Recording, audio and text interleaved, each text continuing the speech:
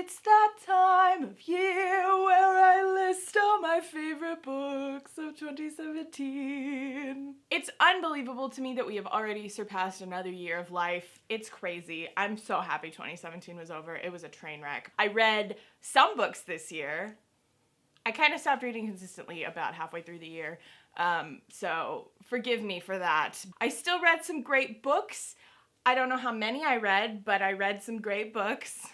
I think I read somewhere in the range of 30 to 35, which is still a good number, and I'm super proud of myself for doing that, honestly. I only have 10 favorite books this year. They're all incredible. They moved me. They were amazing, and I can't wait to share them with you. We're talking about my favorite books of 2017. Number 10, bottom of the list, but still really high up in my heart. Dress Codes for Small Towns by Courtney Stevens. If you've never heard about this book, it came out in August, I believe. It's about this pastor's daughter who is struggling with her sexuality. It's a really, really moving story because it does deal so much with faith and sexuality, which isn't really talked about ever anywhere. It also deals a lot with friendship and falling in love, and it's so poignant, especially for the time that we're in now. I loved this book because it didn't shy away from sexuality and faith. It very much was positive for faith and positive for sexuality and positive for them together. It was just really well done, and I wish I had this book when I was growing up as a teenager because it changed a lot of things for me, and it was so great. Number 9, A Court of Wings and Ruin by Sarah J. Maas. When this book came out, I was very much hesitant, and you can definitely tell that in my discussion of this book. It left a lot of things to be desired. It was kind of a letdown in some ways, but for the most part, when I read it, I super enjoyed it. It was still really, really great. I still love the characters in the world, and I was satisfied, even though some of y'all weren't. It was still really great, and I miss these characters. I really want to reread this, but I haven't had the chance yet because slump. Sarah J. Maas, no longer my top book of the year. We're growing, we're evolving, change. Number 8. So for 2017, one of the things that I did that I've never done before is I started reading poetry. And I read a lot of poetry books this year, probably like 5 to 10. But this one is still my favorite, and that is The Princess Saves Herself in this one by Amanda Lovelace. Amanda is somebody that I knew from online. I was so excited that she released her book. This is the newer version with more poems. And when I read it, I just, so good. It was such a great start to poetry for me because it was super relatable and feministy and womany, and it talks a lot about abuse and overcoming that. And I love it because there are also some asexuality poems because Amanda is on the ace spectrum. So it was just really great and relatable, and I'm so excited to get to read the next book in this poetry series in March. It's number 7. Natasha Pierre and the Great Comet of 1812.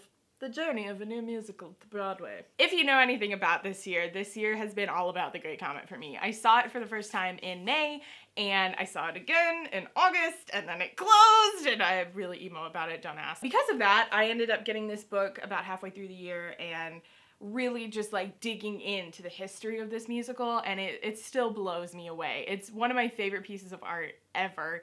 I love the people involved with it. I love the creative direction they took.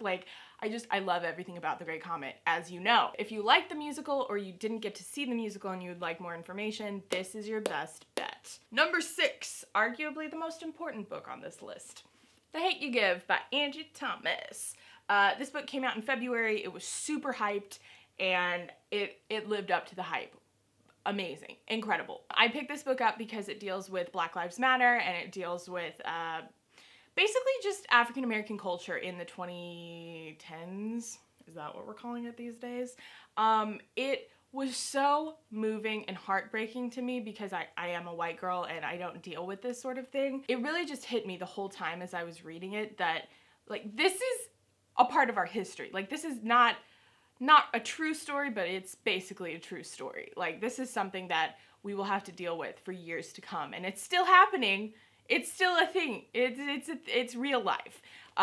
It was really hard for me to get through it because of that. I kept thinking the whole time, this is real, this is real, this is real. People deal with this every day. It's not fiction. This book really pushed me to learn more and to talk about it and to put it on other people. I recommended this book to at least a million different people, and so many of them were so happy with it. And it's an important book. All right, so top 5. This is number 5. Most of the top 5 are books that I related to a lot, and they were just like soul books, if you know what I mean. And number 5, The Upside of Unrequited by Becky Albertalli. This year was the first time that I picked up Becky's books. I actually picked this one up before I picked up Simon, which was a bad idea because this is a great book.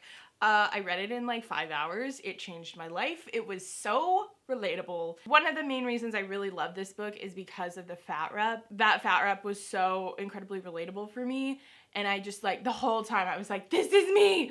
But also, I love the characters, I love the writing. Becky is just so wonderful. And it was like cotton candy almost. I just like kept eating it until it was done, and then I was sad. Number 4. I got an arc of this book at the beginning of this year, and it was one of the best moments of my life, and wow, it was so incredible. And that book is Strange the Dreamer by Laini Taylor. This was one of my most anticipated books of the year because I loved the Daughter of Smoke and Bone series. It did not disappoint. It was so good, so well written. I absolutely love this story, mainly because of the main character, Laszlo. He was just such a cinnamon roll. I also just like really loved the world building. Laini Taylor is an incredible fantasy writer. She always does an amazing job, but this book reminded me so heavily of one of my favorite movies, Atlantis, The Lost Empire. Anybody? It's such a moving story because it's about words, but it's also about finding yourself and becoming a strong person, overcoming abuse. Like it's a great book. I'm so excited for the next book in this series. Also, beautiful. Best book cover of the year. Number 3. This book is also on my soul book list, if you know what I mean. Every Heart a Doorway by Seanan McGuire. I actually read the first 3 books in this series. I'm not sure how long it's gonna be, but I think it's gonna be longer than 3 books. I would like to say this is actually my favorite of the series. The other 2 books are incredibly written, and they touch on some amazing little thingies. What? Motifs? The other books are really great, but this book is my book. Like, this book touched my soul. It was one of the first books that I read this year in like January, and it changed the game for me. This is the book that I would write if I could write a book, which I have, but you know what I mean. If I could actually physically get down and like get into my soul, this is the book of my soul. It's so quirky and weird, but also it's super diverse, and it touches on asexuality in a way that was so relatable to me. The whole time I was reading it, I just like couldn't handle it. It was so amazing and well done. I loved it. I'm not really telling you summaries to these things because I assume you've heard me talk about them, but there's also a thing called Goodreads, so go check that out, I guess. Number 2! Lord of Shadows by Cassandra Clare. I just would like to point out, I didn't plan on reading this year. I didn't plan on picking it up or even talking about it at all. And then I read it via audiobook, and it was life-changingly amazing. Oh my gosh. It's been like almost 5 years now, and I'm still Cassandra Clare trash. I don't know how that happened or where the time went. This book was so well done. I just like can't even handle it. I was super emotional because it does bring back a lot of old characters, and it just was making me really emo. But I loved it because the cast of this book is so diverse.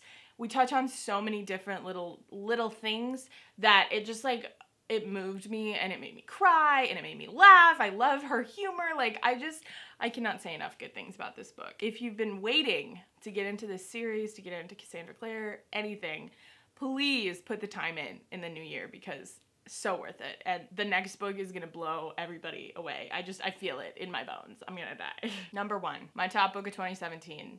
Should be pretty easy to guess. Tashart's Tolstoy by Catherine Ormsby. I've talked about this book literally day in, day out ever since it was announced, basically. And that is because this is me. This book is me. If I could be a book, like, not if I could write a book, but if I were put into a book, I would be this book. This is me, my soul. It's about this girl named Tash who is a heteroromantic asexual person like myself, and she runs a YouTube channel. So, hey YouTube, what's up? I read this book as an ARC in February, and I still remember the first time I was reading through it. I would cry. I was so emotional. Like, I felt seen. And the most important thing about this book to me, aside from like representing me well, is that it showed me what true representation is, and it makes me want to fight for better representation for everybody else. I only have a handful of books that have done what this book has done for me, and to think that other people don't have that book yet, it makes me want to like weep because it's so amazing being seen. And I think so many more people deserve that representation, no matter who you are, what race, what sexuality, whether you're able-bodied or disabled, anything like that. Like, we need more representation for everybody, and this book did that for me, and it was so good. And I want everyone to read it because it's just brilliant. Also, it's really funny. So those are all my favorite books of 2017. I read a lot more than just that. Like I said, probably 30 to 35.